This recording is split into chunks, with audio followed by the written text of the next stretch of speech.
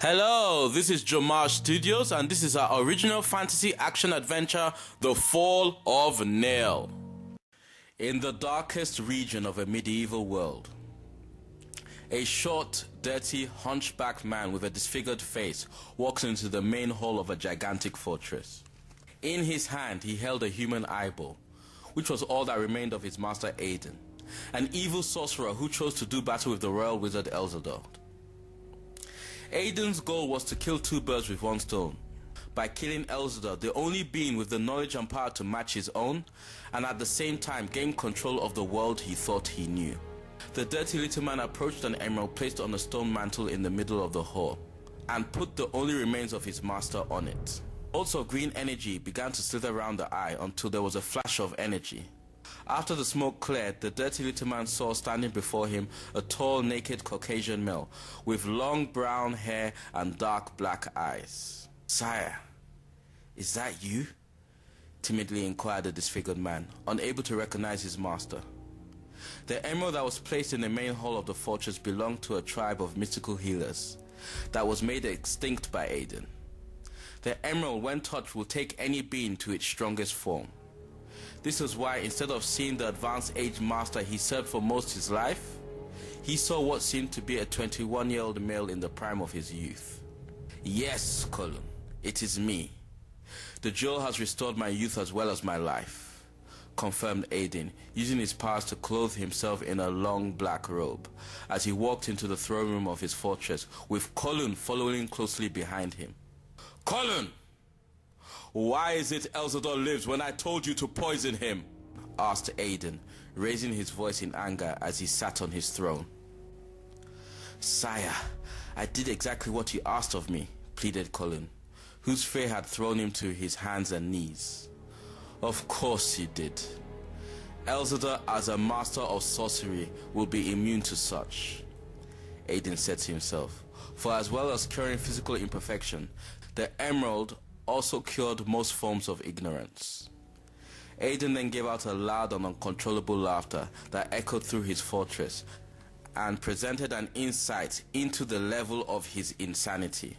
For the emerald's power somehow presented Aiden with what seemed to be the perfect means of destroying all that he despised. Episode 1. In the kingdom of Nale, a land ruled by a just king and protected by the greatest warriors, a banquet for the festival of Thanksgiving was held in the grand hall of the royal castle. There was music and dancing.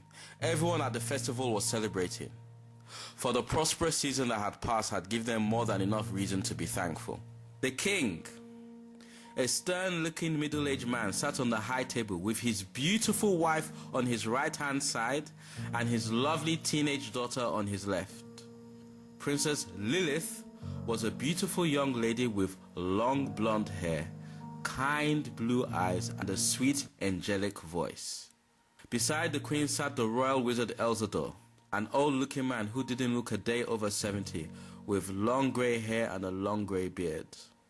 Apart from him being the royal wizard, no one really knew anything about him, which was why there were many versions of the story about his past that spread throughout the kingdom. Some claimed he was thousands of years old. Others claimed he was a good spirit who chose to take the form of a man. Whatever his past was, it was certain that he would stand in the way of anything that threatened the kingdom.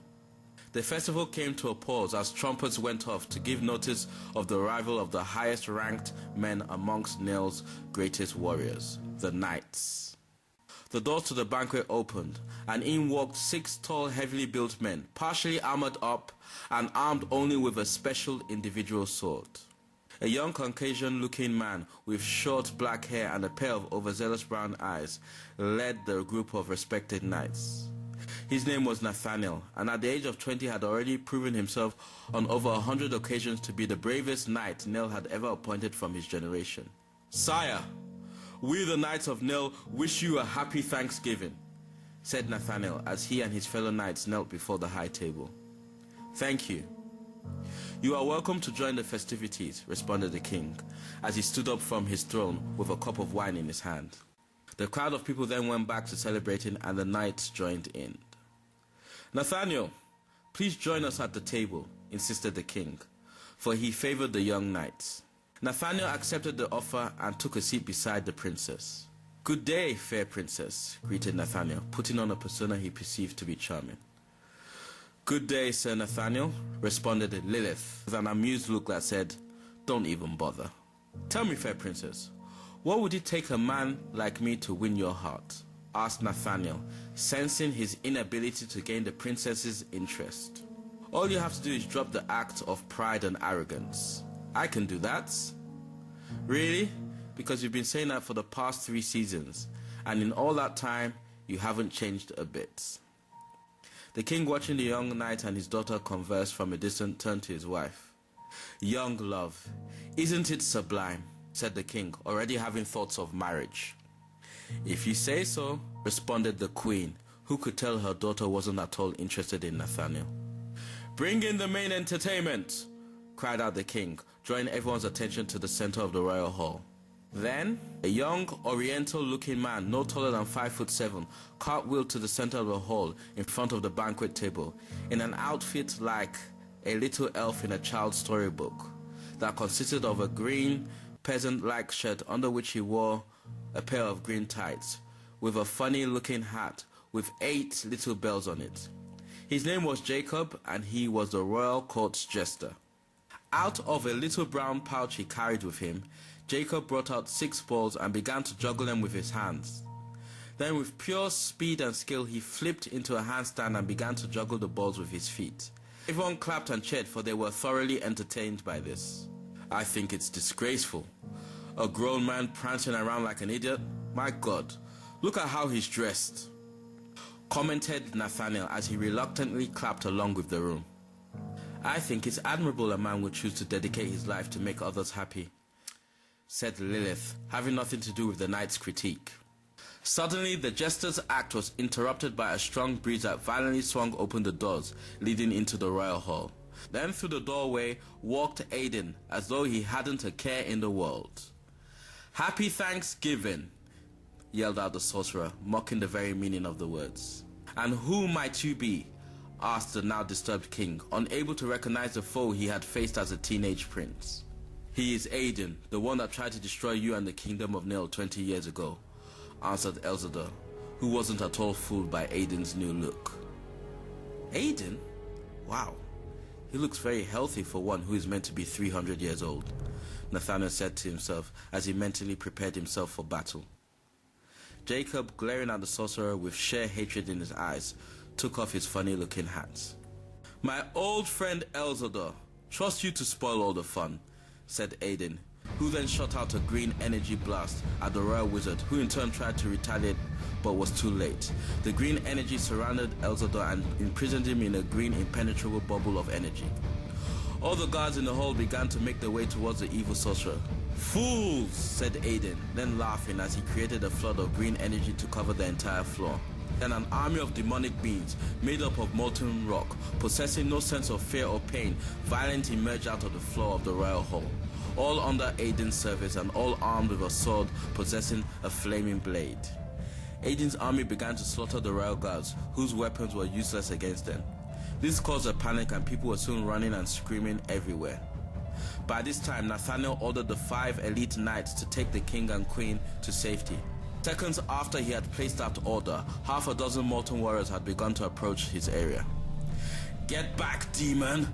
yelled out Nathaniel as he pushed the princess behind him and drew out the enchanted sword given to him by the royal wizard, and used it to shatter one of the many molten warriors attempting to attack him. Jacob, who was smack in the middle of all the chaos, found himself under attack by a molten warrior. The demonic being viciously swung its sword at Jacob, who in turn ducked, causing the evil warrior to decapitate one of its own. The molten warrior continued its mission to harm Jacob and attempted to drive his sword right through the jester, who in turn spun out of the way, again causing the demonic being to kill its own. The monstrous-looking follower of Aiden was now very frustrated and began to attack Jacob with immense determination. Jacob, using a natural smooth movement, comfortably dodged all the molten warrior's attacks and leaped on the top of the banquet's high table. Over-eager to take the jester's life, the demonic being ran towards Jacob, who in turn executed a somersault twist over the molten warrior, landing right behind the creature. Immediately the jester's feet touched the ground, he kicked up a fallen molten warrior's sword from the ground into his hand and vanquished his persistent foe before he had a chance to turn around. Jacob then found himself using his knowledge of Kung Fu to battle through half a dozen of newly found attackers with style and grace. Aiden, becoming a cloud of smoke, flew across the room to where Nathaniel single-handedly fought off a dozen of molten warriors, with the princess constantly behind him. Right in front of the elite knight, the evil sorcerer transformed into a giant black fire-breathing dragon. "I won't let you take her," said Nathaniel, violently standing his ground as he made it very clear he would die first before letting anything happen to the princess. "Her? You've got it all wrong. It's you who I'm after. Although now that you've mentioned it, the princess does have her uses," said Aiden in an echoing tone as he stood over Nathaniel and Lilith. He then used his sorcery to bind both the princess and the knight with an invisible force before vanishing with them in a mist of smoke. As Aiden left the hall, all the molten warriors became dust, and Elzador suddenly became free from his impenetrable prison. Jacob, not even to stop to think, runs out of the royal grounds and rides towards the dark regions outside the Nale kingdom. Hours later, Nathaniel awoke with his whole upper body exposed and chained to a stone wall that had been placed in the middle of Aiden's fortress hall by his own evil sorcery. 50 meters away lay the large black coffin in the middle of a satanic symbol. As Nathaniel gained full consciousness, he attempted to use his freakishly brute strength to break free, but all his efforts were in vain. As he stopped to desperately think of a way out of his predicament, he noticed Colun standing at the side of him, staring intensely. "I've seen men like you, who even in the darkest of hours show nothing but bravery and strength," said Colun, now coming extremely close to the chained warrior. "Others I've seen have it because they were noble. Others because the fate of an entire race lay in their hands. Some even have it for the sake of love. But you have it for other reasons. You have it because you try to fill a role. You're trying to be something when really you are nothing. Underneath that warrior exterior is a scared little nobody," taunted Colin, allowing his sewage breath to draft right into Nathaniel's face. Nathaniel responded by looking Colin right in the eye before headbutting him in the face. The little disfigured henchman of Aiden fell to the floor with a broken nose. "Colin, you know as well as I that a desperate man can be one of the most dangerous of animals," reminded Aiden after walking into the hall unnoticed. He then fired a bolt of electricity at Nathaniel, who gnashed his teeth as he took in the pain. "What do you want with me?" asked Nathaniel, now in a very weak state. "Have you ever heard of Sorax?" asked Aiden as he walked round the physically beaten warrior. "Hell's Knight," answered Nathaniel, very familiar with the legend Aiden was referring to.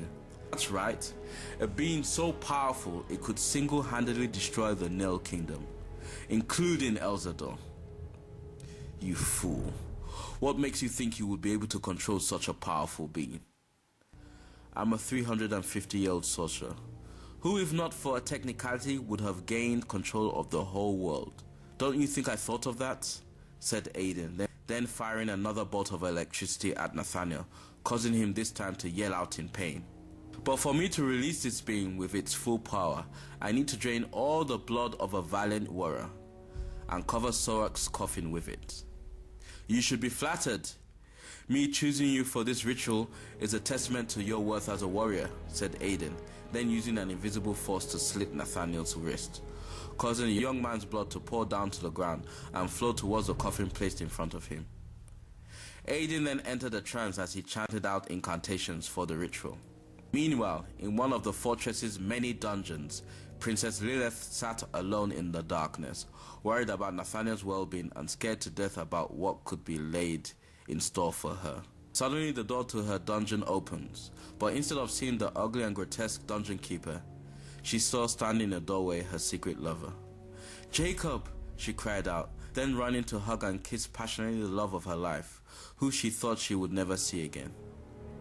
"We have to get out of here," reminded Jacob, then taking his lover by the hand to lead her out of the castle. "Wait, what about Nathaniel?" said Lilith, not at all ready to leave the night behind. Minutes later, Nathaniel was close to death, and Aiden was already halfway through the ritual. And Jacob ran into the hall, expecting to fight a whole army, but was stopped by no one, for the sorcerer had focused all his power and thoughts to the resurrection of Sorax. Jacob, realizing Aiden was in a trance, released Nathaniel from his chains and carried him out of the hall. Colin tried to stop him, but Jacob knocked out the little man with one kick. Hours later, Aiden finished the ritual before realizing Nathaniel had been taken. How long ago was he taken? "Sire, an army sent by the Nale kingdom took him about 3 hours ago," lied Colin in an effort to preserve his life. "No matter. I got enough blood to bring him back. However, it would take several days for him to awaken, and even more days for him to restore his full power. The kind of power that will be useful to me." "Sire, by that time, Nale will have sent another army to destroy you, especially now that young Nathaniel knows your plan," pointed out Colin timidly. "You are right," said Aiden, thinking out loud. He then used his sorcery to open up a portal to another world, and out of it walked 5 Hazelites, demonic beings made out of pure energy, each possessing the ability to bend a natural element to their control. "Go, my servants, and make the path to my fortress 100 more times treacherous." Asking no questions, all 5 Hazelites flew out of the fortress to carry out the evil sorcerer's instruction. That is the end of episode 1, but before we go, answer this episode's question. If Lilith is a Christian, is it right that she hid her relationship with Jacob from her father? Refer to the Bible and give your answers via any of JOMAJ Studios' social media platform links, which can be found at jomajstudios.com. Like Water, The Next Age is now available on paperback and in ebook format via any Kindle device. Also, check out the JOMAJ Studio website, Twitter page, Instagram, Facebook, and YouTube channel for the complete Like Water series and all other JOMAJ Studio features.